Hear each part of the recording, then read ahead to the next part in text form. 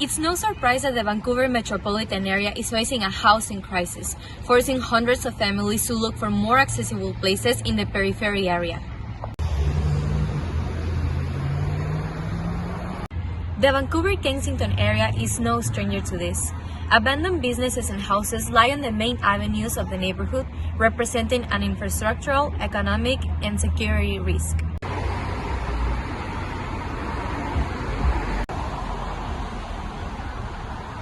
We have very little housing that's provided for publicly, right? Essentially like social housing or co-ops, right? Or subsidized housing or outright public housing.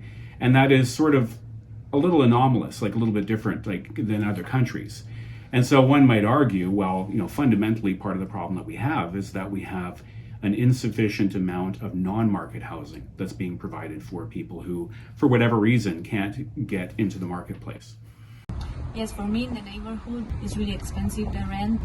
I see there are a lot of commerce who are really empty, which gives like a strange vibe to the neighborhood. When I walk by those places, I feel really insecure. And the empty places make me feel like I can be robbed.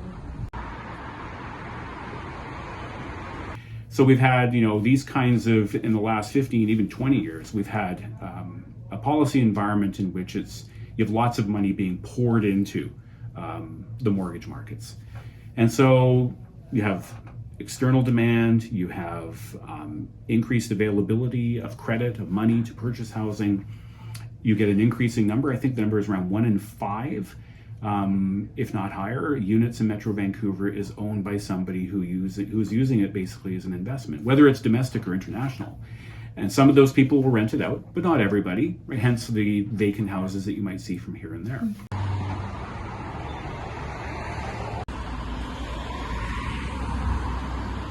Everyone has the right to decent and accessible housing. The recovery of these houses and businesses in the area will boost its economic and social growth, also guaranteeing security and tranquility in the neighborhood.